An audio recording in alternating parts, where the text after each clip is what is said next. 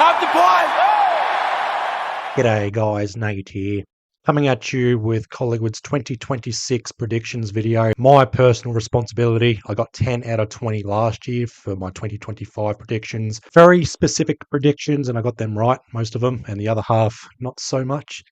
Because of that, trimming this down from 20 to 15, and if I get anything less than 8 or 7, I'm not saying 6, 7, but anything less than 7 or 8, I'll trim it down for 2027 to 10 or maybe even 12. I'm just looking to be more correct in season 2026. Should also note as well, there's no player profile pictures up or updated for 2026. So in regards to the thumbnail, this will probably be the first time I ever update a thumbnail once I get the updated player profiles. So Jack Buller, basically his Sydney portrait in a Collingwood jumper, that'll be updated once we get to that certain point. It's before the season starts, hopefully.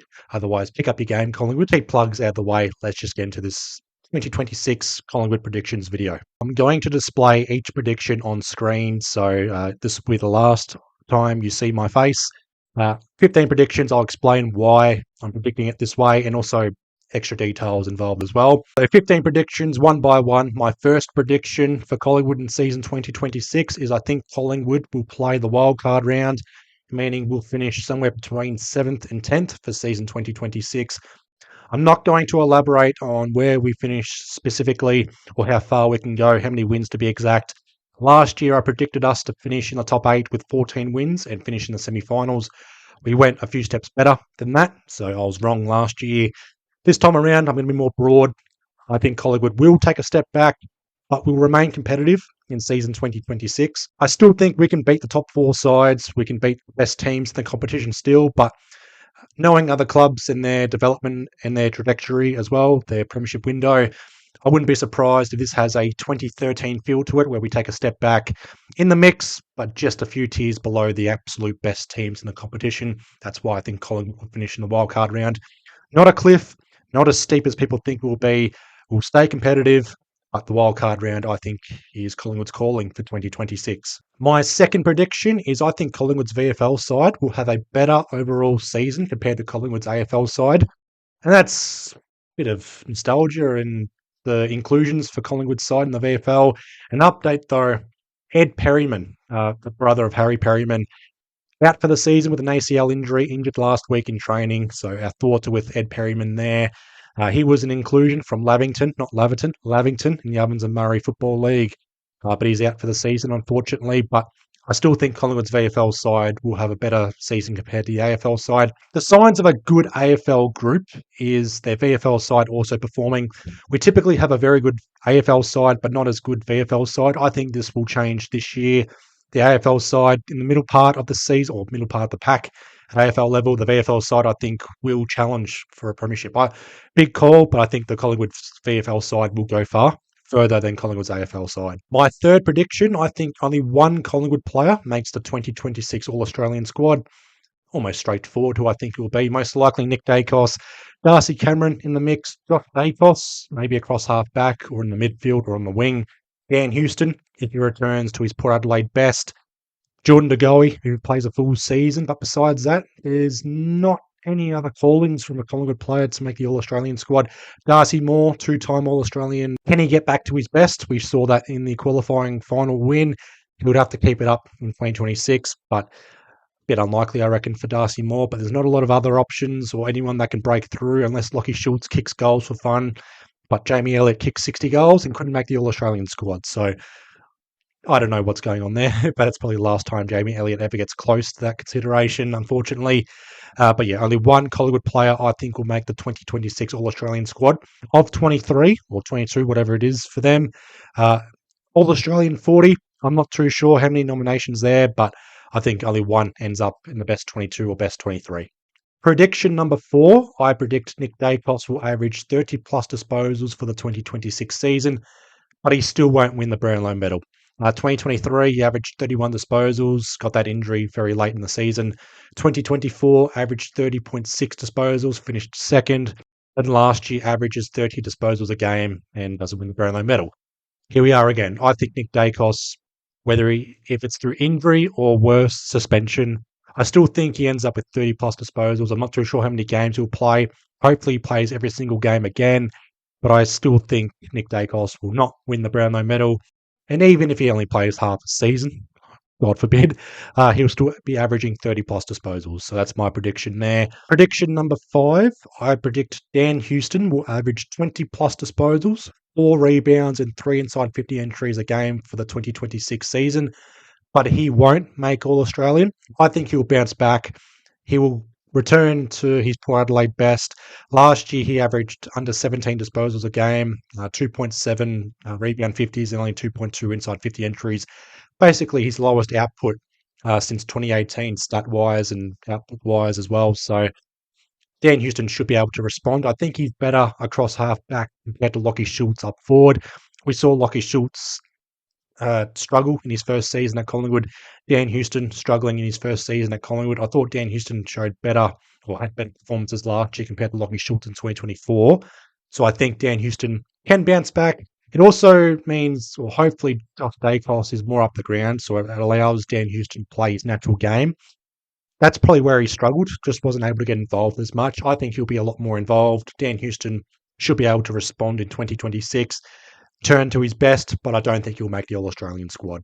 Prediction number 6, I predict Jordan De Goey will play less than 18 games in 2026, and further questions on his fitness and output and injury concerns will continue to arise yet again for Jordan De Goey. His 12th season at AFL level, only 4 times he's played 20 games or more, 2016, 2018, 2021 and 2023. His 3 best seasons, 2018, 2021 and 2023. Jordan De Goey is the key for Collingwood to remain competitive. He's probably our second best midfielder or one of our most, if not the most impactful player at Collingwood at his best. Kicks goals, gets disposals, typically has like that very great game once every 4 to 6 games, and we need a bit of that, a handful of that to be exact, in 2026.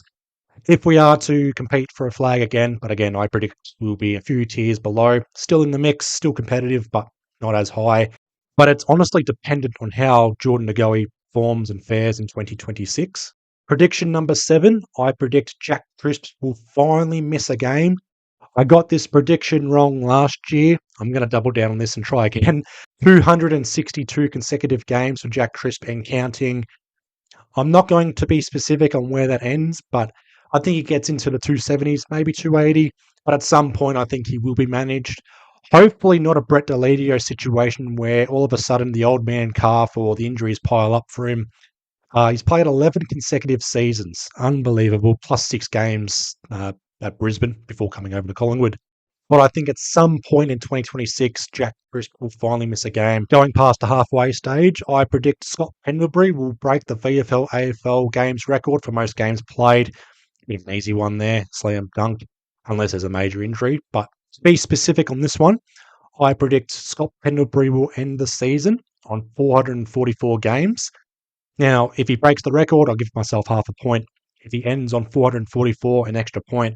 425 games and counting, that means for 444, he plays 19 games of a possible 23 at minimum. I think he'll be managed a few times. He'll be rested. Hopefully no injuries, but he's 38 years old. It's bound to happen, unfortunately. But I predict Pendlebury will break the record.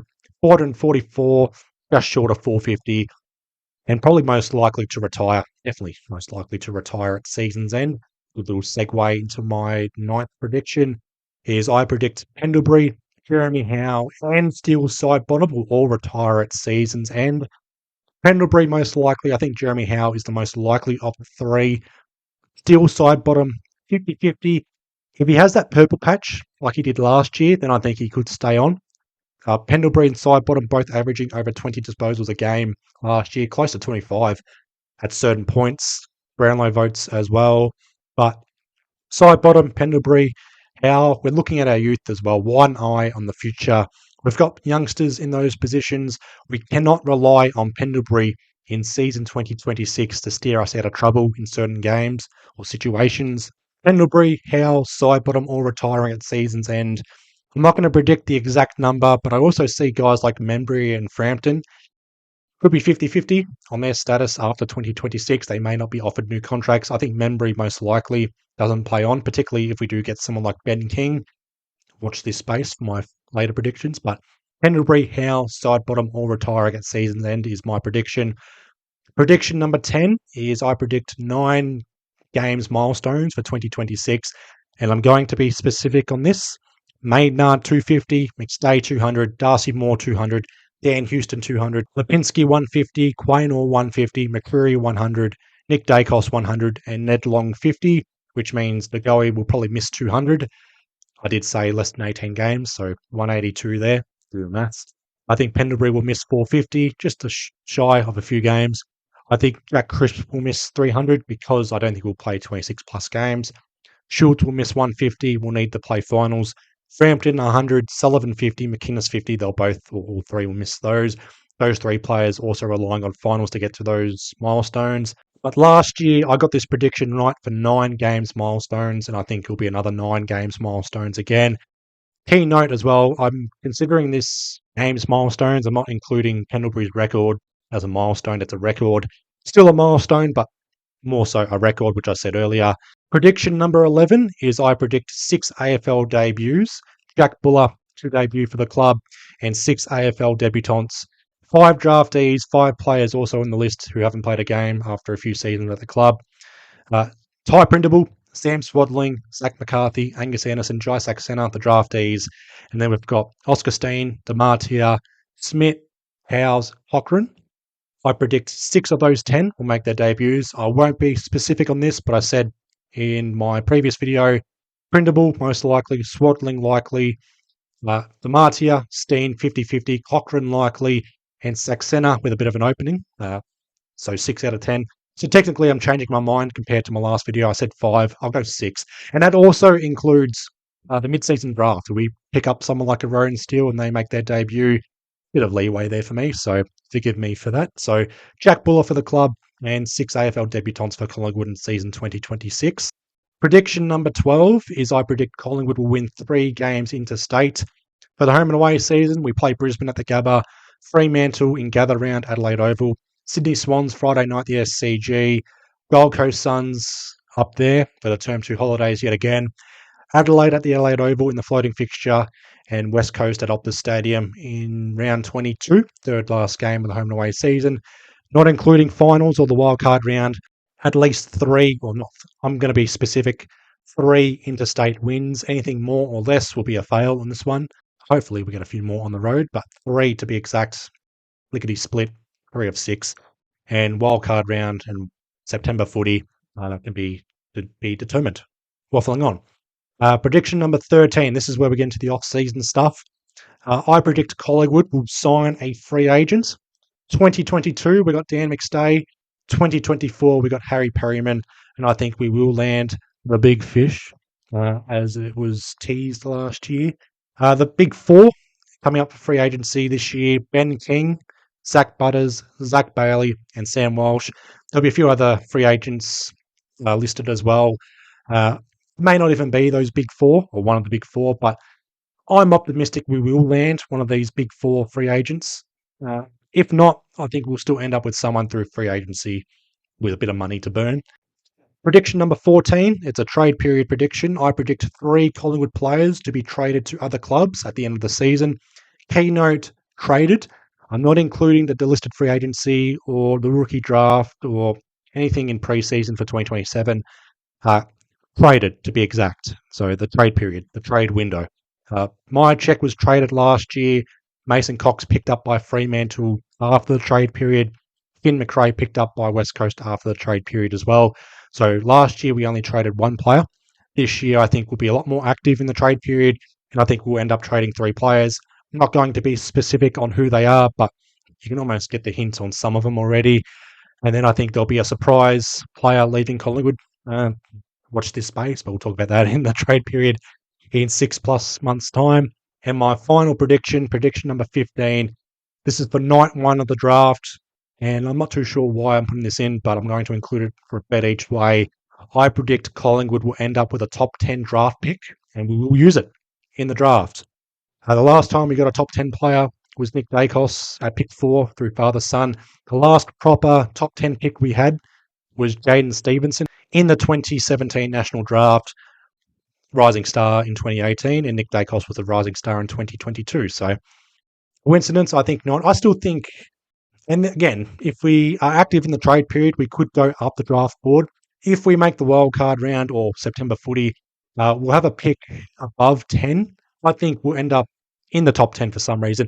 And to be technical as well, I say top 10, I mean top 10. It doesn't mean pick 8, pick 9, or pick 10 that gets ballooned to pick 12, 13, 14, 15 because of father sons or academy players.